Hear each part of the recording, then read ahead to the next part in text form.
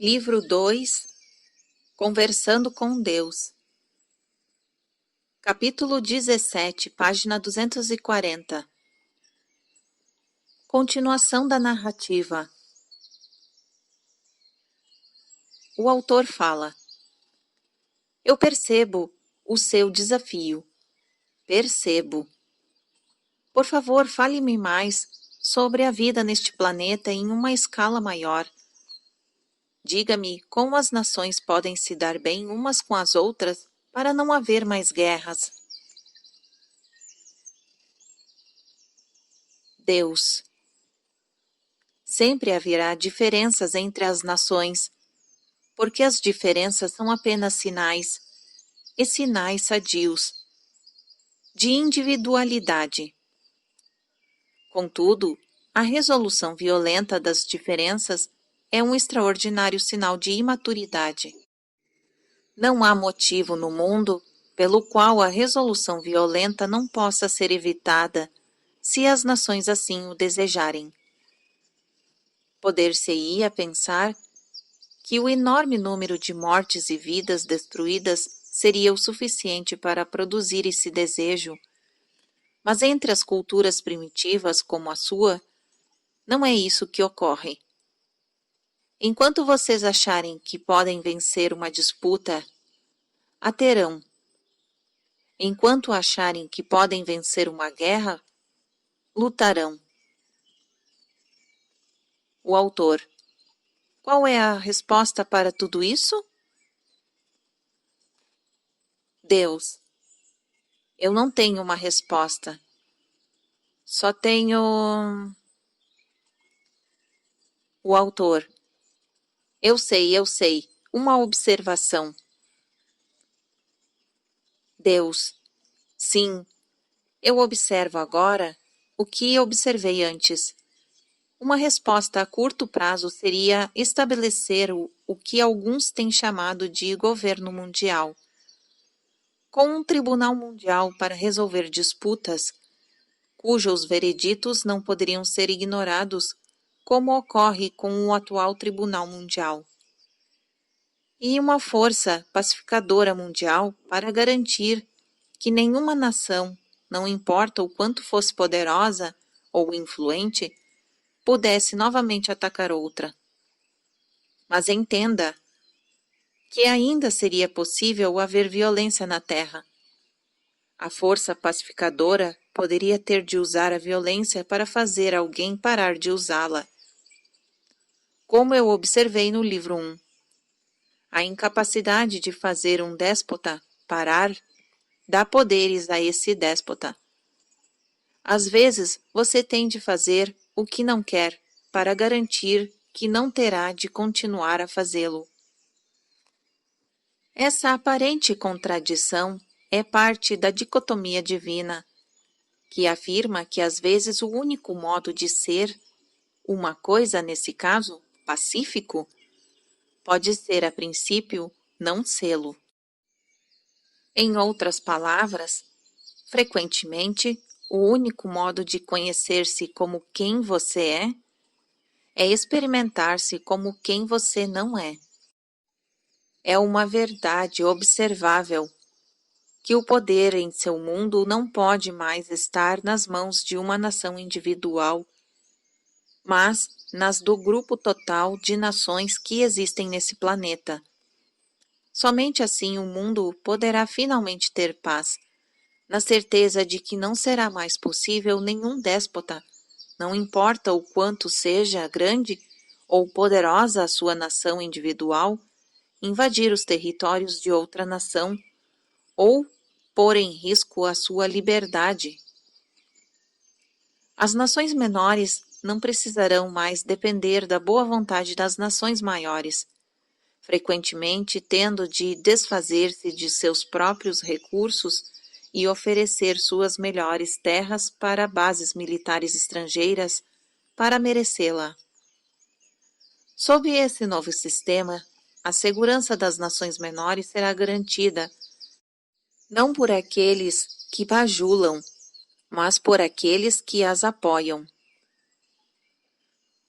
Todas as 170 nações reagiriam se uma nação fosse invadida? Todas diriam não, se uma nação fosse ameaçada de algum modo. De igual modo, as nações não seriam mais ameaçadas economicamente, obrigadas a agir de determinados modos por seus parceiros comerciais mais poderosos, a seguir certas diretrizes para receber ajuda estrangeira ou a ter determinadas atitudes para merecer uma simples ajuda humanitária. Contudo, há aqueles entre vocês que diriam que esse sistema de governo global acabaria com a independência e a grandeza das nações individuais. A verdade é que as aumentaria, e é exatamente isso que temem as nações maiores, cuja independência é garantida pelo poder, não pela lei ou pela justiça. Porque então as nações maiores não veriam mais as coisas serem feitas automaticamente ao seu próprio modo, mas as considerações de todas as nações teriam de ser igualmente respeitadas. E as nações maiores não poderiam mais controlar os recursos mundiais, mas teriam de partilhá-los mais igualmente, torná-los mais prontamente acessíveis, distribuir mais uniformemente seus benefícios para todos os povos do mundo. Um governo mundial nivelaria o campo, e essa ideia, embora sendo um ponto principal do debate sobre a dignidade humana básica, é execrável para aqueles que têm, que querem que aqueles que não têm busquem as suas próprias fortunas, ignorando, é claro, o fato de que aqueles que têm controlam tudo que aqueles que não têm buscariam. O autor. Parece que estamos falando sobre redistribuição de renda. Como poderemos manter o incentivo daqueles que realmente querem mais e desejam trabalhar duro para isso, se eles souberem que devem partilhar com aqueles que não estão dispostos a trabalhar tanto? Deus. Em primeiro lugar, isso não é apenas uma questão de querer ou não trabalhar duro. Esse é um modo simplista de lançar o argumento, geralmente construindo dessa forma pelos que têm. É mais frequentemente uma questão de oportunidade do que de disposição. O autor.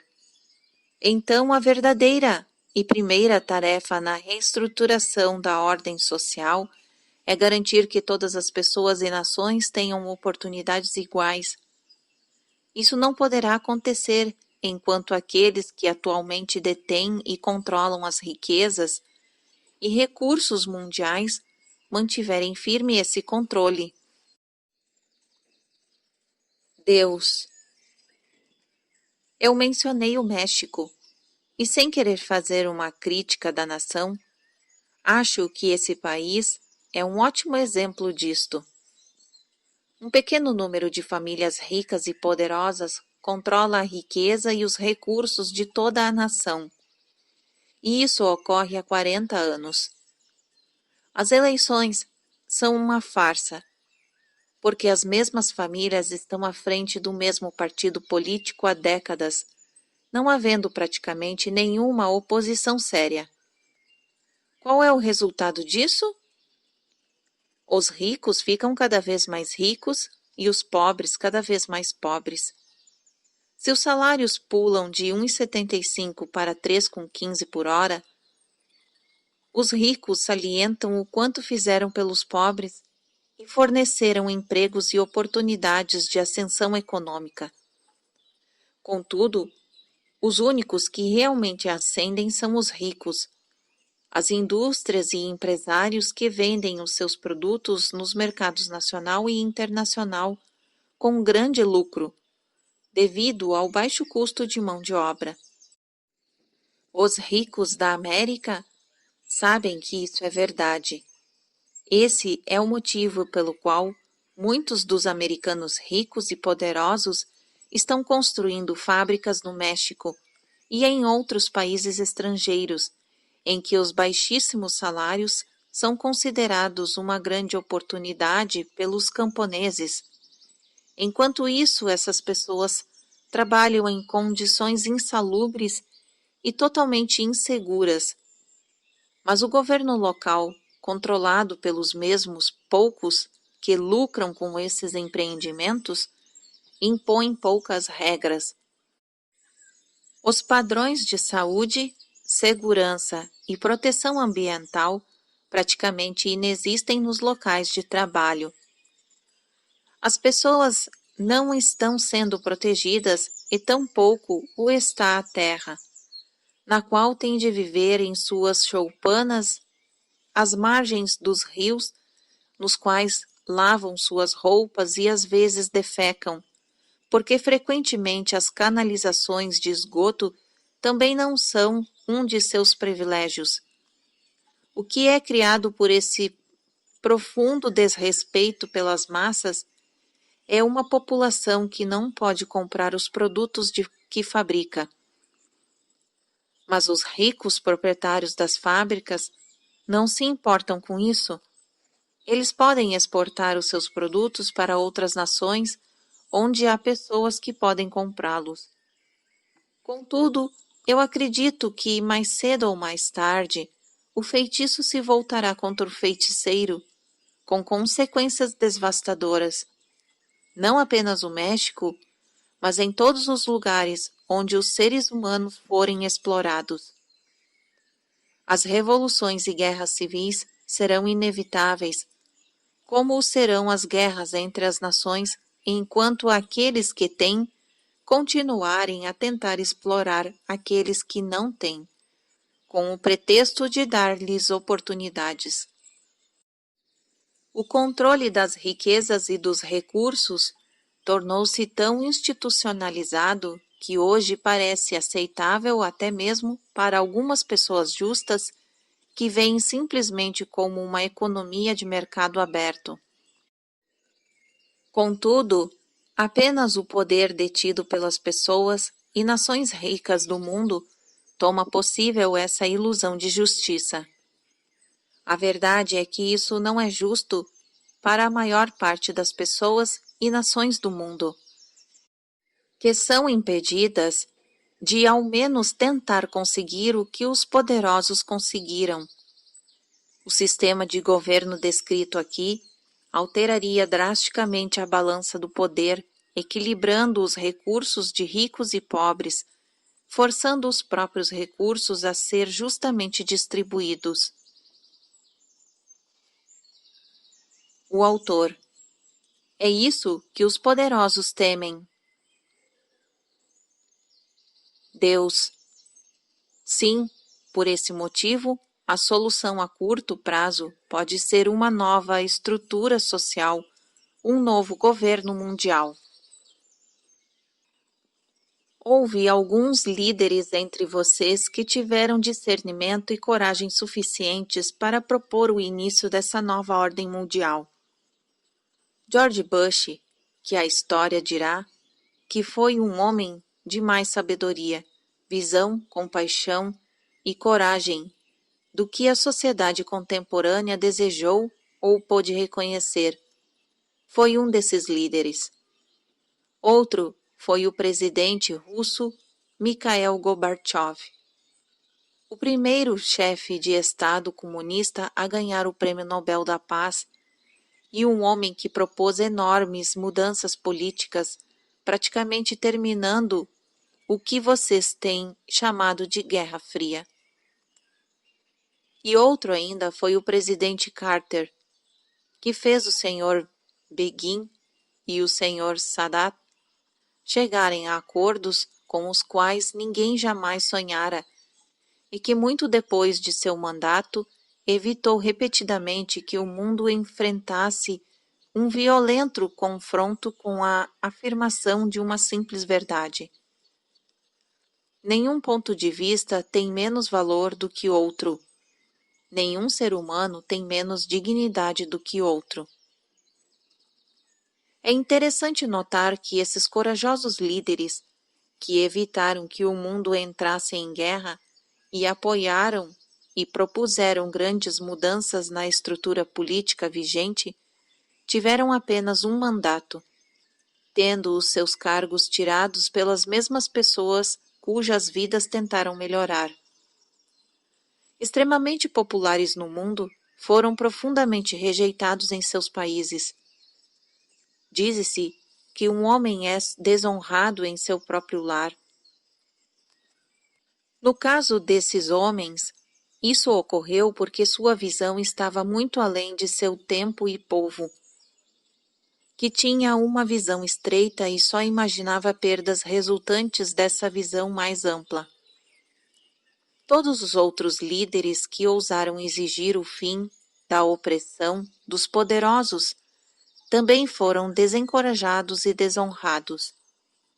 Sempre será assim, até que seja encontrada uma solução a longo prazo que não será política. Essa solução é única e verdadeira. É uma nova consciência. Uma consciência de unicidade e amor. O incentivo para ser bem-sucedido e tirar o máximo proveito da vida não deveria ser a recompensa econômica ou material. Essa prioridade erroneamente estabelecida foi o que criou todos os problemas que discutimos aqui. Quando o incentivo para a grandeza não é econômico, quando a segurança econômica e as necessidades materiais básicas não são garantidas para todos, o incentivo não desaparece, mas passa a ser de um tipo diferente, aumentando a força e determinação, produzindo a grandeza verdadeira, não o tipo de grandeza evidente e passageira que os incentivos atuais produzem. O autor. Mas por que ter uma vida melhor, proporcionar uma vida melhor para os nossos filhos, não é bom incentivo? Deus. Ter e proporcionar uma vida melhor para os seus filhos é um bom incentivo. Mas a questão é o que torna uma vida melhor? Como você define melhor? Como define vida? Se você define melhor como mais luxuosa, superior, com mais dinheiro, poder, sexo e coisas, casas, carros, roupas, coleções de CDs, seja o que for, e define vida como o período entre o nascimento e a morte em sua existência atual, então não está fazendo coisa alguma para sair da armadilha que criou a situação desagradável em que se encontra o seu planeta. Mas, se você define melhor como uma experiência mais ampla e uma expressão mais nobre de seu estado de ser mais grandioso, e vida como um processo contínuo e eterno de ser, ainda pode encontrar o seu caminho. Uma vida melhor não é proporcionada pelo acúmulo de coisas. A maioria de vocês sabe disto. Todos dizem que o compreendem, e contudo suas vidas e as decisões que tomam, quem as dirigem, tem tanto que ver com coisas como com todo o resto, em geralmente bem mais. Vocês lutam para ter as coisas, trabalham para isso, e quando obtêm algumas das coisas que desejam, nunca abrem mão delas. O incentivo da maior parte da humanidade é conseguir, adquirir, obter coisas. Aqueles que não as ambicionam abrem mão delas facilmente. Como o seu incentivo atual para a grandeza está ligado ao acúmulo de tudo que o mundo tem a oferecer, todo o mundo está em vários estágios de luta. Grande parte da população ainda estão lutando pela simples sobrevivência física. Cada dia é cheio de momentos de ansiedade e cálculos desesperados. A mente está preocupada com questões vitais e básicas. Haverá comida suficiente? Abrigo disponível? Ficaremos aquecidos? Um grande número de pessoas ainda se preocupa diariamente com estas questões. Milhares morrem a cada mês apenas por falta de alimentação. Números menores de pessoas conseguem contar com o básico para a sobrevivência, mas lutam para ter algo mais, um pouco de segurança, uma casa modesta, mais decente, um futuro melhor. Elas trabalham duro e ficam pensando em como e se um dia irão progredir. Suas mentes estão preocupadas com questões prementes e aflitivas. De longe, o número menor de pessoas tem tudo o que poderia desejar, de fato, tudo que os outros dois grupos desejam. Mas, curiosamente, muitos destes últimos grupos ainda desejam mais. Suas mentes estão preocupadas em conservar tudo que obtiveram e em obter mais. Além desses três grupos, há um quarto, e é menor de todos. Na verdade, é diminuto. Esse grupo não necessita de coisas materiais. Está preocupado com a verdade, a realidade e as experiências espirituais. As pessoas nesse grupo veem a vida como um encontro espiritual, uma jornada da alma. Elas reagem a todos os eventos humanos dentro deste contexto. Têm todas as experiências humanas dentro desse paradigma.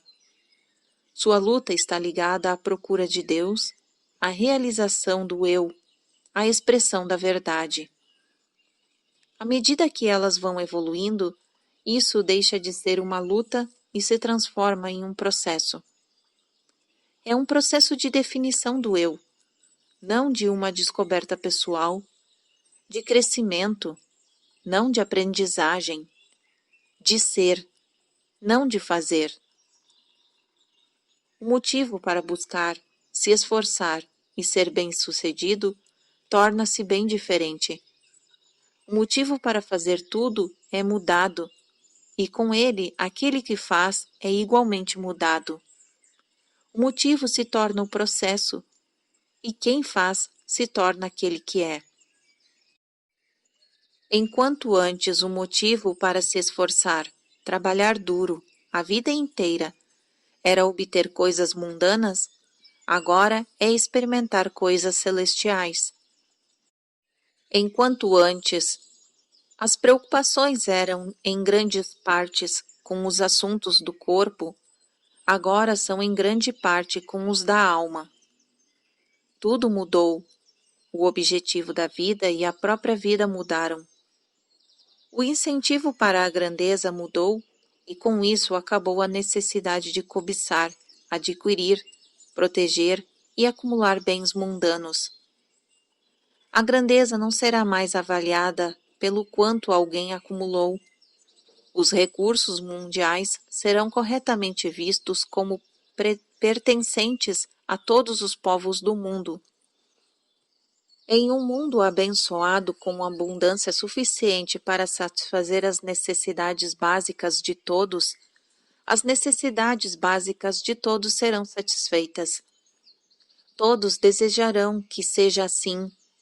Não haverá mais necessidade de impor a ninguém um imposto.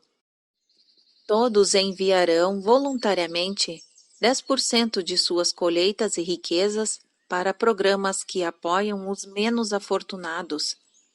Não será mais possível milhares de pessoas observarem milhares de outras morrerem de fome, não por falta de alimentos, mas por falta de vontade humana suficiente para criar um simples mecanismo político pelo qual as pessoas possam obtê-los.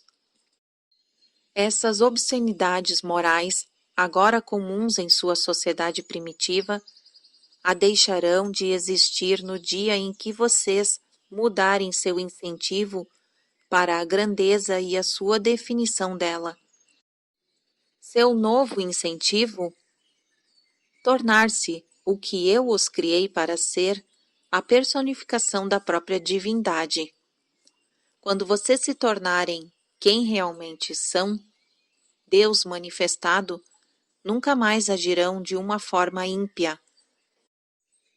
Não precisarão mais ter em seus carros adesivos com os dizeres: Deus, livrai-me de vossos seguidores.